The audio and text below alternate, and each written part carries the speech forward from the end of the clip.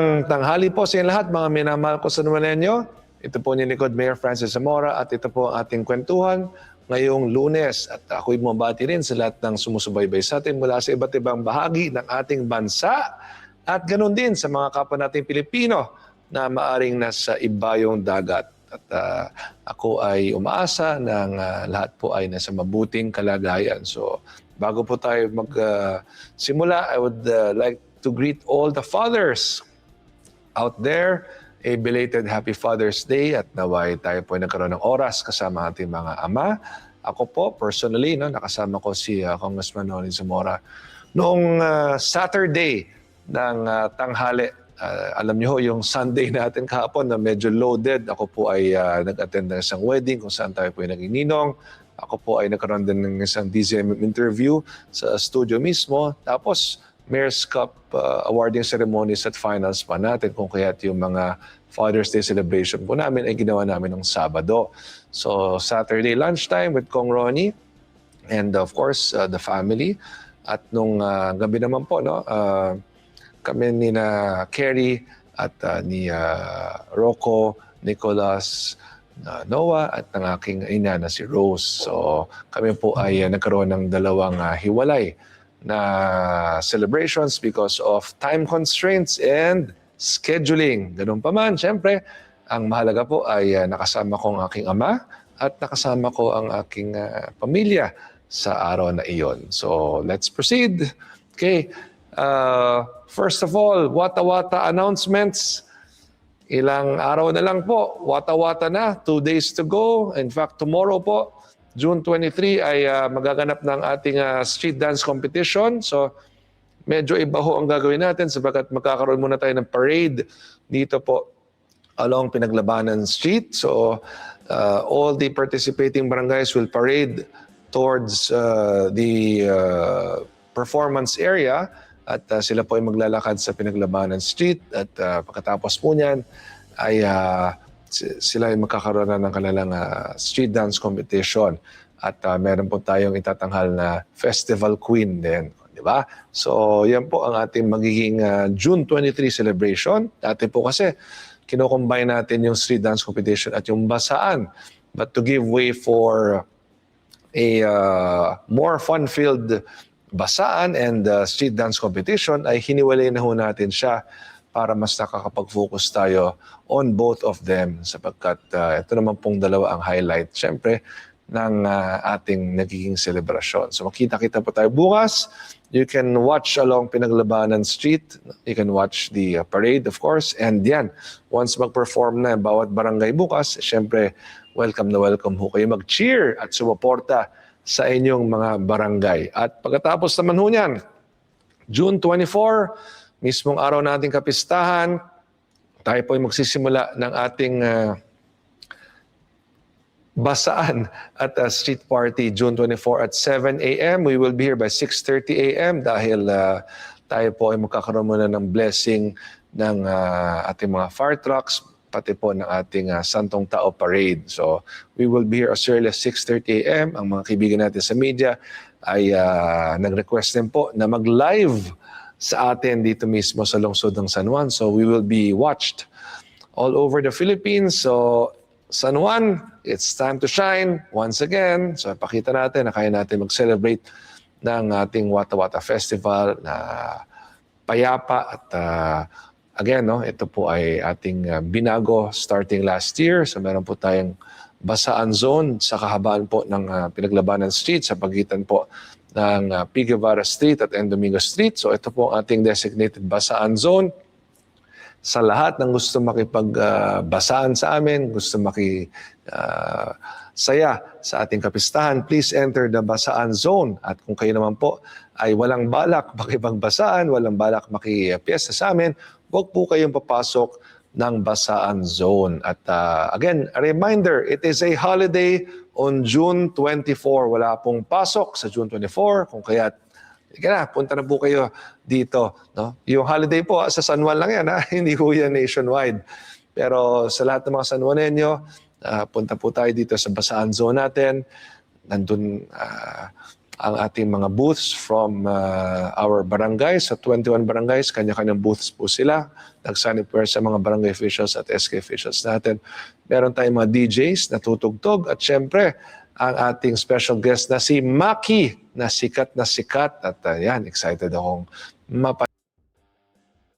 guns, no, yung tubig na dadali natin, wag nating kalimutan, dapat malinis at bawal ang mga water bombs, bawal ang mga manggugulo. So marami ho tayong police na nakadeploy, 475 police personnel po ang deployed all over our Basaan zone and also outside the Basaan zone.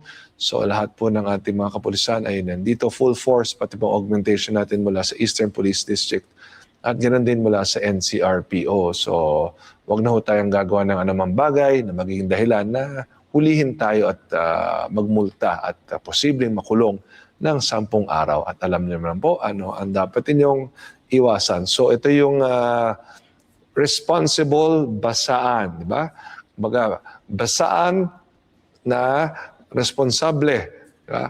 Or meron nga tinatawag na basaan responsibly. Tama ba yan? Makipagbasaan responsibly. So, we are here to celebrate, of course, the Feast of St. John the Baptist, ang ating patron saint sa lungsod natin. At ito po ay komemarasyon ng pagbibinyag ni San Juan Bautista kay Panginoong Hesukristo. Okay? At 4:30 p.m., tayo po ay magkakaroon ng isang Fiesta Mass. At ito po ay presided over by, of course, ang ating minamahal na Archbishop of the Archdiocese of Manila, si Cardinal Advincula. Okay? Sige po. Okay? Next, traffic advisory, ito po in-announce ko na. So muli, sa lahat po ng nanonood ngayon, at please take note of the road closures on June 23 para sa ating street dance competition. At ganoon din siyempre sa June 24 yung ating actual fiesta celebration. So please take note of our road closures. Next please, Wata Wata press briefing. Yan, nagsagawa po tayo ng press briefing nung nakaraang araw. At ipiniliwanag natin sa ating mga kaibigan mula sa media ang ating magiging mga patakaran pagdating sa Wata Wata Festival 2026. Next, excuse me, kaya tayo rin po ay nagsagawa ng iba't ibang mga activities. Of course, starting June 17 pa lamang, no? So sunod-sunod ho yan hanggang sa June 24. In fact, it all starts really on June 12 with our Independence Day celebration, and then after June 17, our cityhood anniversary, at all the way hanggang June 24 na po yan. So yan, let us go back and do a recap of what we have done. Of course, nagkaroon tayo ng concert nung nakaraang Sabado sa tulong po ng Love Radio. Love Radio! Love Radio! Love Radio! O, di ba? So maraming salamat sa Love Radio sapagkat sa tulong nila ay marami hong naging performances ang ating mga talents from Love Radio. Ang mga DJs po nila ay nakasama din natin. At si Nicole Hiala, nako yan, kaklase pa ni Kerry, ang aking asawa. And of course, ang aking paboritong banda, ang Aegis, ay tumugtog ng napakaraming kinanta, pati yung mga paborito ko. Meaning, ang aking mga favorite Pinoy rock classics, no? Mga iconic songs. Ang Luha, yan, Basang-basa sa ulan, at Halik, yon yung mga paborito ko talaga, no? So, napakanta ko kasama nila, no? At yan, sobrang nag-enjoy po ako. So, Aegis, thank you very much for joining us once again. Sinasabi kong once again dahil, alam niyo po ba, noong May 2019 sa ating Meeting de Avance na nagbigay ng pagkapanalo sa atin bilang mayor ng lungsod ng San Juan, ang Aegis po ang naging special performers po natin. So, yan. Tayo po ay talagang nag-enjoy nung panahon yon. Ngunit, alam nyo, I had to rush home. I remember clearly, tumutugtog na sila. Hindi ko natapos yung performance sila. Kasi bawal na ho sa labas by 12 a.m. No? Meron kasing cut-off yan eh. Yung the day before the elections, bawal na yung magkampanya, umikot. No? So, yung set po nila, 11 something na nagsimula. So konting-konti lang talaga yung bagay na napanood ko because I had to go home already. Bawal na po kasi na sa labas po ako by 12 midnight nung time na yon. Kaya nitong huli, no, dito sa ating Love Radio Concert, na bahagi ng ating Wata Wata Festival, ayun, napanood ko sila ng buo. Yan, sige po. Next, recap muli, no? Sige, mamaya na ibang recap ng ating mga naging activities na nandito naman sa ating lineup. Events recap. Bawat bayan makikinabang at ito po ang ating Local Government Support Fund bigas distribution mula po sa ating mahal na Pangulong Ferdinand R. Marcos Jr. Kanina po ay sinamahan natin si First Lady Luis Araneta Marcos sa Quezon City, dito po sa Barangay Doña Imelda at ang aking tungkulin po ay siguraduhin na ang ating mga lungsod ay natanggap ng kanilang pondo pagdating po sa bigas. Ito ang ating Local Government Support Fund that is directly downloaded to our local government units. At kanina nga po, no, nandun kami sa Quezon City at muli this week again sa Novaliches naman sa Quezon City pa rin. At tayo po ay nakikipag-ugnayan sa tanggapan ni First Lady Luis Araneta Marcos for the schedules of the different NCR LGUs. So yan po ang aking gagawin.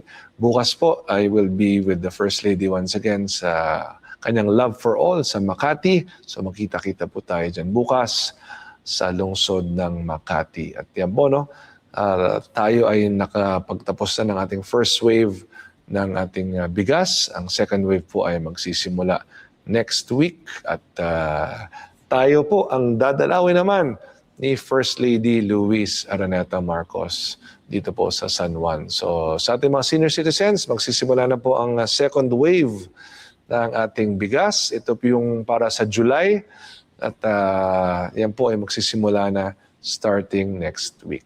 Okay? Sige po. At next, selling of benteng bigas. Ayan. So, nung nakarang linggo ay dumalaw din po tayo syempre dito sa ating lungsod para po sa iba't ibang activities natin. Kasama ho dyan yung benteng bigas na binibenta po dito sa lungsod ng San Juan. Yung benteng bigas po, iba ho yan sa LGSF. Yung LGSF bigas, libre po yan. Yan po ay pondo na nilaan talaga para sa lungsod ng San Juan, para po sa libreng bigas. Yung benteng bigas naman po ay pwedeng bilhin. Meron po tayong mechanics naman ho dyan kung sinong pwedeng bumili at ilang beses. So yan po, no, napakalaking tulong talaga ng bigas na ito. No? Yung libreng bigas at yung murang bigas. At kasabay ho niya, no, ay nagkaroon po tayo ng isang birthday payout para sa ating mga senior citizens. At sila po ay mga nagdiwang ng kanilang 70th, 80th at 90th birthday at nakatanggap po ng 3,000, 5,000 at 8,000 pesos. Ganun din yung 2,000 pesos sa lahat po na nagdiwang ng 91st, 92nd, 93rd, 94th, 95th, 96, 97, 98, and 99th birthday. Dahil kayo po tatanggap ng 2,000 every year after you turn 90 years old. At kung kayo po ay magdiwang ng inyong 100th birthday, kayo po tatanggap ng 50,000 pesos mula sa inyong pamahalang lungsod ng San Juan at hiwalay pa yung 100,000 pesos mula po sa ating pamahalang nasyonal. Okay, next. Part of our cityhood anniversary celebration, of course, ay ang ating MOA signing with Cardinal Santos Medical Center para po sa kanilang PhilHealth Z package patungkol sa breast cancer.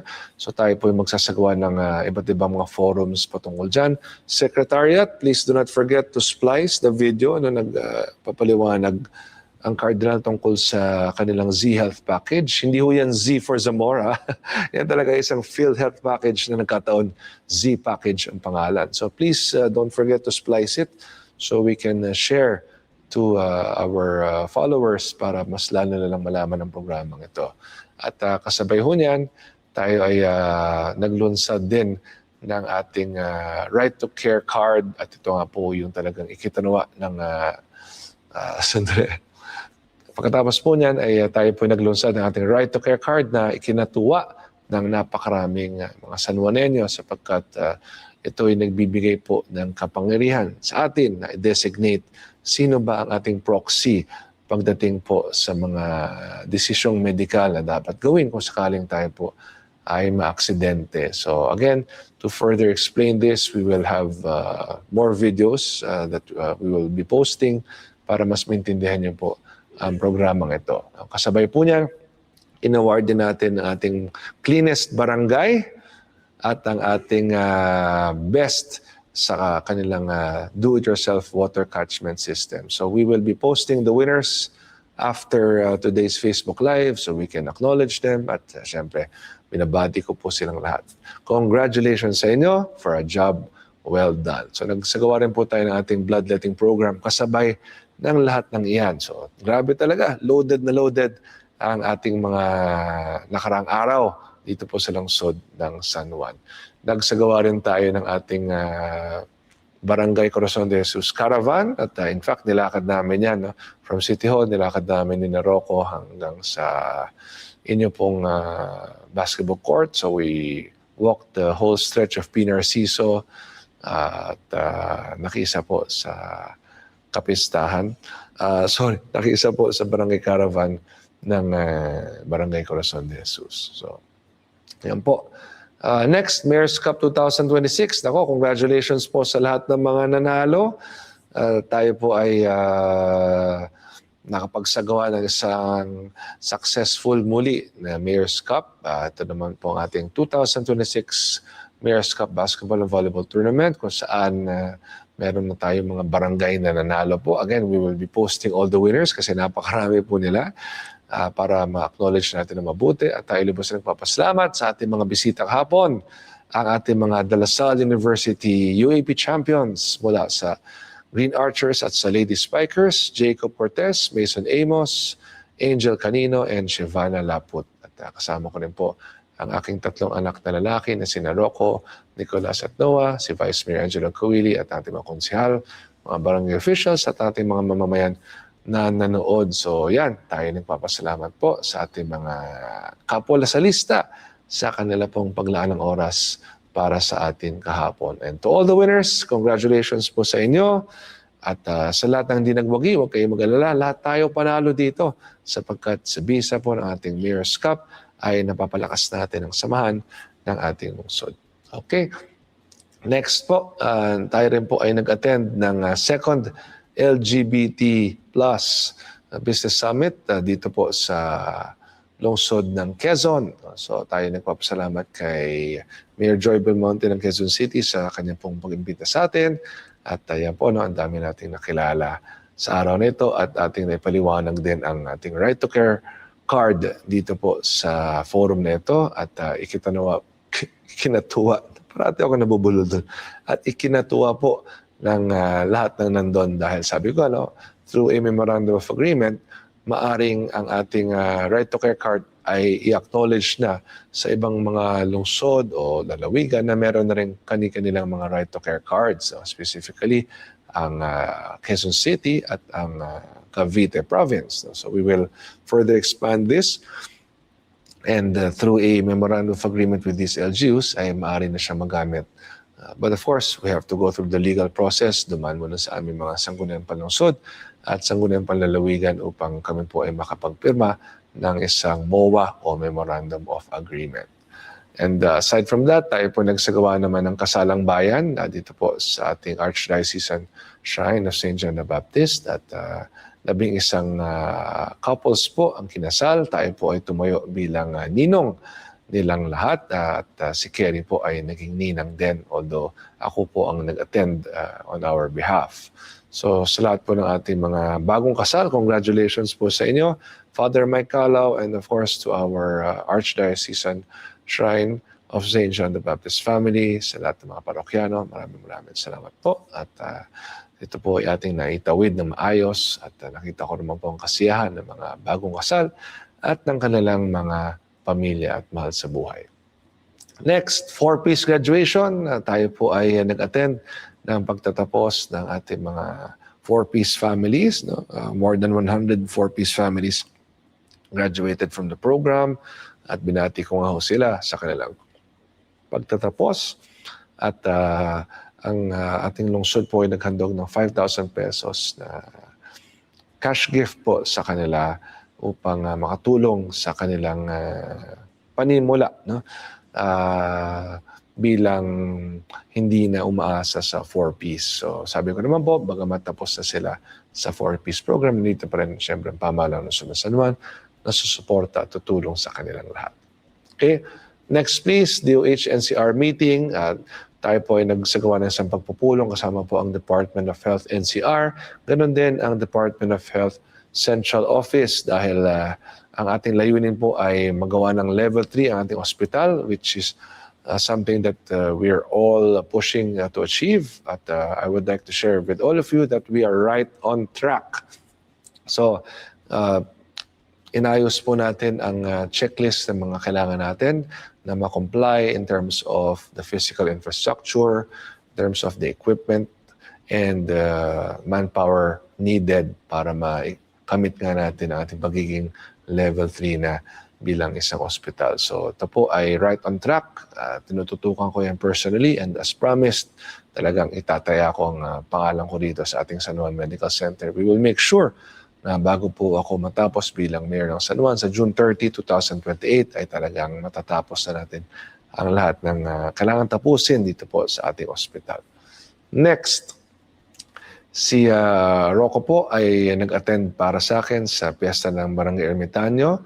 So nagsagawa po sila ng isang street bazaar dito po sa kanilang barangay at tayo nagpapasalamat siyempre kay Rocco, ang aking special assistant to the mayor na napakasipag. Alam niyo ba, si Rocco, 3, 4, 5 times a week no, may mga activities na pinupuntahan dito po sa lungsod ng San Juan at kitang-kita ko talaga ang kanyang kasipagan.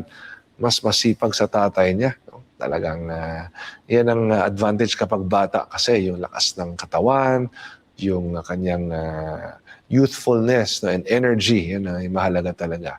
At tandaan po ninyo, pag nakikita niyo si Rocco, ay nakikita niyo po si Mayor Francis Zamora. So pag meron kayong mga kailangan sa akin, lapitan niyo lang po si Rocco and he will definitely tell me about it. May team din siyang kasama na nililista yung mga bagay na gusto niyong paabot sa akin at yun naman po ay ating actionan agad-agad. Okay, next, bonsai exhibit, part also of our June 17 City Anniversary Celebration. So thank you very much po sa mga nag-organize ng ating bonsai exhibit. Nandiyan po tayo mismo, no? Tayo ay dumalo at nandun din po ang ating kaibigan, ang ambassador ng Japan to the Philippines, His Excellency Endo Kazuya at ang kanyang may bahay na si Akiko. Sila po ay aking matalik na kaibigan sapagkat nagkita na kami sa iba't ibang bahagi ng ating bansa, sa Iloilo City, sa Baguio City, sa Makati City at nito naman sa San Juan City. So they are our good friends and kasama rin natin ang ating Justice mula po sa Supreme Court of the Philippines, si Justice Maidas Marquez na nakakalaro ko rin ho ng basketball sapagkat siya rin po ay nag-aral sa LaSalle. So yan po ang naging exhibit po natin. So thank you to Ann Junicio, ang kapitbahay ko po sa North Green Hills kasama ang kanyang may bahay na si Apollo sapagkat sila po ang lumapit sa akin upang may sagawa ang bonsai exhibit nito sa Green Hills Mall. And of course, thank you to the Green Hills Mall management for helping making this happen. At sobrang nag-enjoy po ang lahat ng mga bonsai enthusiasts. Napakaganda po ng mga nakita kong bonsai at very refreshing and relaxing pag nakikita natin ang magagandang mga halaman na ito. Okay? Excuse me. Next, Home Along the Riles block screening. So gaya po ng ating binanggit, ang Home Along the Riles po ay naging partner natin dito sa lungsod ng San Juan. Sila po ay nagsagawa ng isang family day for our constituents. Sila po ay nagsagawa din ng isang press con at tayo naman po sa tulong ng aking anak na si Rocco Zamora ay naghandog ng dalawang block screening ng Home Along the Riles. At yan po, yan po ang pagpunta natin doon. Yan, kompleto po ang cast ng Home Along the Riles. Of course, the iconic TV program, no? Ngayon ay nasa sinihan na simula ng June 17. Kasama natin si Vandolph Quezon at ang kanyang pamilya, si Boy Tu Quezon, si Miss Nova Villa, of course, isa sa mga legends natin pagdating sa industriya ng pelikulang Pilipino. At ang cast po nila, si Smokey Manaloto, nandiyan din po. At we are very, very happy to have partnered with Home Along the Riles. Si Claudine Breto, nakasama natin sa presscon last week. So, please support Home Along the Riles. At alam ko naman ito ay isang TV program na sinubaybayan nating lahat. Lalong-lalo na ako nung bata pa ako, na ngayon ay nasa mga sinihan na po bilang isang pelikula. Okay? Next, kahapon po, right after our wedding, I would like to congratulate, of course, Renz and Roach Chong, ang bagong kasal. Sila po ay aming kapitbahay sa North Green Hills. So congratulations to both of you, and may you be blessed with a long, happy marriage. Pagkatapos po nun, ako naman po ay tumakbo agad-agad sa ABS-CBN studio dito po sa Quezon City para po sa ating live studio interview kasama ni Awel Paz, ang isa sa mga sikat na mga broadcaster natin. Siya po ay may programa sa DZMM. Yan, nakapang-wedding pa ako. Sipin yan. Wala na ako oras magpalit ng damit dahil ang cut-off ng kanyang program ay 4:30. Dumating po ako rin ng 4:10. So nagkaroon kami ng 20 minutes na interview patungkol po sa ating Wata Wata Festival. So thank you for the interview, Papa Awel, at sa DZMM, ABS-CBN. Thank you so much at parati nyo kami inimbita sa inyong mga programa. So yan po, no? That's me with a smile, wearing my suit and the yellow tie. Coming from a wedding. Yeah, wala lang bihis-bihis, diretso na. Salang na agad sa studio, di ba? Okay, sige po. Next, ongoing social pension po ngayon. So this whole week, sunod-sunod po ang ating mga social pension distributions dito po sa lungsod ng San Juan. At bukas po, as mentioned, I will be in Makati City for the Love for All of our dear First Lady Luis Araneta Marcos. At sa June 26 po, birthday ng aking anak na si Nicolas Zamora. So kung meron po kayong pagkakataon na mabati si Nicolas ng isang happy birthday, please do so. Sapagkat siya po isang napakabait na anak at talagang kinagigiliwan ng napakarami. So to my dear son Nicolas, I would like to wish you an advance happy birthday at naway patuloy kang bigyan ng Panginoon ng malakas na pangangatawan at mahabang buhay sapagkat ikaw ay nagbibigay ng liwanag sa ating pamilya. I love you, Nicolas. Okay. Yes, meron pa, no? Sunod-sunod nga po to. Si Noah po, nako, grabe, I will share a video with you sabagkat si Noah po ay nakashoot mula po sa half court, no? May buzzer beater siya mula half court, so I would like to show that to you dahil siya po ay nanalo rin ng finals MVP sa kanila pong liga, yung Hot Shots basketball tournament, playing for the Verde Boys. Siya po ay hinirang bilang finals MVP. So wow, good job, Noah. Congratulations. Nag-champion sila at siya po ang finals MVP. Okay, at before we read the shoutouts, I'd like to extend my sincerest condolences. And of course, on behalf of the entire Zamora family, we would like to extend our sincerest condolences to the family of Cap Jerry Gorayeb. Naway ang ating minamahal na kapitan po ay kasama na ng ating Panginoong Jesucristo ngayon.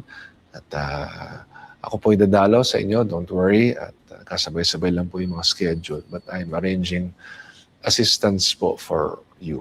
Alam niyo naman po, hindi ko papabayaan si Cap Jerry Gorayeb. Siya po ay ever since naging talagang masigasig ng taga-suporta po natin. So hindi po natin siya papabayaan. We will do our very best to help you and your family. So again, lastly, bago tayo mag-shoutouts, mamayang gabi po, 8 p.m. dito sa PhilOil Center ay magkakaroon po ng open practice ang Gilas Pilipinas. So mapapanood po natin ang ating mga paboritong Philippine team players. No? Sila yung magko-compete po sa window ng FIBA. In fact, they're flying to Australia tomorrow. So ito yung kanilang open practice kung saan mapapanood nga natin ng publiko ang kanilang ensayo bago sila lumipad bukas patungo ng Australia. So wala pong bayad ang tickets. Feel free to watch dito po sa PhilOil Center natin. So as early as 7 o'clock, you can all come para pag pasok ng 8 p.m., yan na, magpa-practice na po ang Gilas Pilipinas. So pwede po natin silang panoorin. Okay? Tayo po ay nagkaroon, sorry, akala ko tapos na, haba pa pala ng aking mga ginawa na activities at gagawin. No? Tayo po ay naging guest din po sa Politico Talks. Nako, sobrang nag-enjoy po ko dito kasama ni Marichu Villanueva ng Philippine Star, Attorney Jess Falsis at Attorney Jimmy Bondoc. So ito po ay sa Billionaire News Channel. Ako po ay punta mismo sa studio po nila. So please watch the full episode. Nasa Facebook ko na po yan. At I would like to remind everyone to please like, follow, and subscribe my various social media platforms from Facebook, Instagram, X, TikTok, and YouTube. Okay? Sige. So, shoutouts muna tayo, please. Angie Legaspi, hi po Mayor Francis Zamora. Hi din sa inyo, Angie. At ako'y umaasa na kayo ay nasa mabuting kalagayan. At kung tayo po ay magkita sa ating kapistahan, lapit lang kayo at sabihin niyo sa akin na, Mayor Francis, ako si Angie ang nag-shoutout nung Facebook Live mo. Okay, next please. Jacqueline De Leon Laplana, advance happy birthday, Nicolas. Yes, kagawad, papaabot ko kay Nick ang inyong pagbati. Next please. Lynn Dumpit, Mayor, wala ka pong kapaguran. Saludo po ako sa inyo at buong pamilya namin. Napakagaling niyo. Super Mayor namin. Love you, Mayor. Thank you very much, Tita Lynn. At alam niyo naman, basta nag-enjoy kayo sa ginagawa niyo, hindi talaga kayo mapapagod dahil you look forward to doing it over and over again. Yeah. Next, please.